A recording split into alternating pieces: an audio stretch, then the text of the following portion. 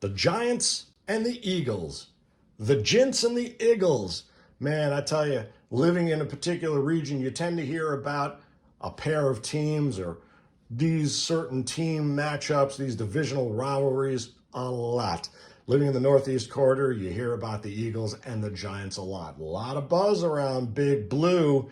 The G-Men kind of feels though, they play all the time. It's like, it's the 4th of July weekend. What time are the Giants and Eagles playing? Or, hey, we're going to watch Giants-Eagles on Labor Day? It's really interesting that they've actually only met 4 times in the playoffs. They've played 182 times, the Eagles and Giants have, back to 1933. Not quite the Packers and Bears, who've played 206 games since 1921, but not far off. And, it reminded me of that 86 Giants team. Bavaro, Sims, Otis Anderson, and Tony Galbraith finally get their rings. That's the team that actually made me buy the APBA Football Master Game, the 86 season. Thought I'd get my dad into the game because he was a longtime Giants fan, and living out in the Midwest in the time of Lombardi and Starr shouting for the Giants to win and a futile effort against Green Bay, boy, I thought that would really get him into the game, and it did not.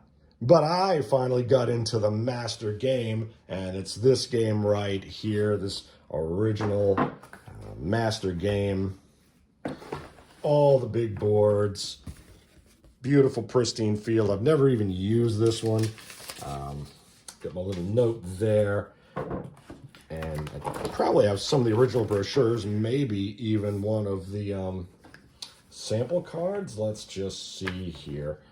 I started to work on some of my allocations. Oh, the Falcons and the Buccaneers. Wow. That allocation system that you got to do with a Master Game. Oh, man. It's a real fun exercise. I kind of wish the company might would go ahead and just kind of do that little extra bit of math, but for some reason, I guess I was going to play the 86 Bucks and Falcons. That's an interesting matchup. I don't remember that one at all. And here are all the, well, it's the 84 schedules and standings. I did buy the 84 season from the store, the APBA store, during one of the warehouse sales, but here's the old 86 season roster. And the old trick play card, that's actually a Xerox. It was a really cool era of football. I still kind of liked the game. Got to tell you, I wasn't really nuts about the Super Bowl shuffle. I think that's really where my taste started to turn. Oh, there we are. We got the full complement of all the missed opportunities of buying all these great games. The bowling game, the basketball game. You want to check the prices with me? I got the basketball sampler, Isaiah Thomas. Look at that. Nice. There you go. Geez, what other samplers we have in here? I just love the 86 Giants. It felt like the end of the era of hard-nosed, run-based football. The 85 Bears and the 87 Redskins and the 86 Giants right here. Now, of course, in 1985 was the first season that the company changed the typography to the serif style, which I kind of liked. I kind of recall that the jerseys started to feature a little more of that classic style. The 70s were very much a Helvetica kind of decade, as I recall. But those 85 Bears, well, you saw what they did to the 85 Dolphins in my replay there. And then, of course, you get to the 86 Giants, that nice old logo. The first time the Giants and Eagles played a postseason game was the 81 wild card when the Eagles were fresh off Super Bowl 15, and the Giants had drafted some kid named, starts with an L. I don't know. I forget. The Lawrence from the Meadowland. Your Highness. But check them out, man. Rambo, Bavaro, it's just great. Joe Morris. Otis Anderson, man. Remember the 79 Cardinals rookie. There he is. Phil Simms, 3.52. Of course, they knocked out all those ones in favor of the new Master Game rules, the +2, -2, so you don't see those ones there as often, if at all. Oh, man, the special teams, check them out. McConkey. I mean, these are just great working-class guys. Raul Alegre, Sean Landetta. There's, of course, folks aren't quite going back to that team. They're certainly talking about the last Super Bowl that the Giants won. A lot of that talk going on here. So, what's his name? Reasons. Harry Carson, another Giants veteran, that long-suffering Giants era. And, oh, yeah, there he is. There he is. Yeah, that QS14. He sucked up a lot of the sacks there.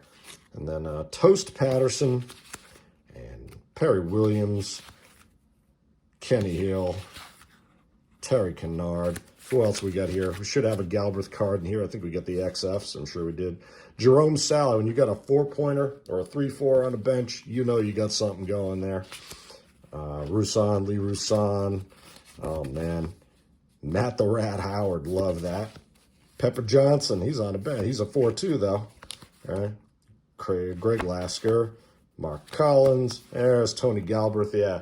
Galbraith, Muncie, Thunder, Lightning, the Saints, so close yet so far. He's a BC, he's a 3-pointer, he's not a breakaway guy, but you can line him up as tight end, and he's a backup kickoff returner. Maurice Carthon, that 4-6 kind of dude, and Zeke Mowat. So, man, I recall those 86 Giants with great fondness, and then, of course, you got your 87 Redskins. Some people don't like the way the early 80s sets were carded. I think they're kind of cool. Those 87 Redskins. Thielman, Grimm, Bostic, Jacoby. Who am I missing there? Where'd he go?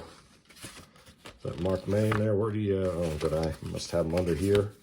McKenzie. Didier. Clint Frog Didier. And Ricky Sanders with the... No... Type is so light, you can almost miss an asterisk there. Gary Clark, Art Monk. I mean, look at that receiver core. It was just an incredible time, you know, the Giants and Redskins. You talk about that weird symmetry of sports. 86 Giants beat the Broncos for the Super Bowl ring. The 87 Redskins beat the Broncos. Doug Williams just bombs in the second quarter. Somebody called it the Doug Williams Bowl. The 90 Giants returned to the Super Bowl and beat the Bills. And the 91 Redskins follow suit. It's almost like they were kind of inspired again. They go and beat the Bills as well. So just really, really amazing stuff. The symmetry, coincidence, what have you. Is it really? There's George Rogers, the 87 Redskins there. Dexter Manley, a 5-3, an interesting split there. Ali Haji Sheik, wow. Bigfoot Cox. There's Mark May. What's he doing down there? He should be up there. Griffin, etc. Oh, man, Kevin Bryant, an A-grade receiving fullback / halfback / EB3. Yeah, it was really, to me, kind of the last... Whoa, there's Dougie versus Schrader. 2-3-2, that's pretty powerful for a Master Era card versus a 3-5-2 there. Doug Williams, man. Yeah, that was just a really... That, to me, was like the last... truly hard-nosed football era when you had your premier backs and all that. I got my little envelope with the play cards there.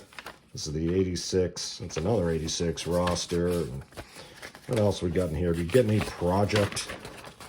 Anything done there? We got some sort of... I can't even tell. Yeah, 182 times that the Eagles and Giants have played. 4 playoff games. The 81 game that the Giants won. Oh, there you go. Oh, I actually did a nice little, I was working on a handbook back then, looking at all the hot teams. Check out the numbers there from the 78 Steelers, 42-47, 73 Finns at 45 across the board, 74 Steelers at 41-47, and some of the Rams teams in there. Some interesting comparison, and with the actual records. Giants and Eagles then met again in 2000. Giants on their way to that Super Bowl debacle against the Ravens. Ouch. That was painful. Apple t-shirts, bumper stickers, and license plates. And And G-top. Now this is actually important because you see, this is the, what era is this? Do we have the code on there? Well, it should be, yep, Form 87. And you've got the World Championship set they were still selling then. What is that? Oh, God. $10? Yeah. Selling the AFT and BFT teams for $2 each. The NFL All-Stars, of course, crafted for the Master Game, including players up to the 82 season. There's the 57 Niners set. But that is not, I have not seen that for the Master. I know we had a little conversation about that, but the 57 Niners I have as a G-top are for the 70s set because they've got that code set on them. And honestly, a lot of these were not made Master until just recently, right? So if you look in the good old Apple Stadium shop, what else do we have here? The APBA Journal, man, under new ownership. Look at that. Giants and Eagles then met in 2006, 2007, and the Eagles won both those. One of them was 23-11, I think. One was 23-20, so pretty close. So this 5th postseason game ever between the New York Giants and the Philadelphia Eagles is going to be quite something. Some buzz around here. And don't think there are a lot of crossover Giants and Jets fans when you look at it. Not by my recollection. This really does not seem to be the case. You don't root for both of them. It's kind of gangrene or big blue. How to play APBA bowling. Hey, I should probably read that. The whole game is 1750. Oh, gee. 5 two-sided result boards. 48 bowlers cards. Yeah, all that good stuff, man. Tell you what. If we could go back in time, but we're gonna keep pestering and saying they got to reissue that game. There it is, the '86 Giants. A look back at the middle of the '80s decade, the powerhouse that was the NFC. But for the Raiders, only the Raiders, 80 and 83. The rest was NFC all the way. So Giants and Eagles coming up here.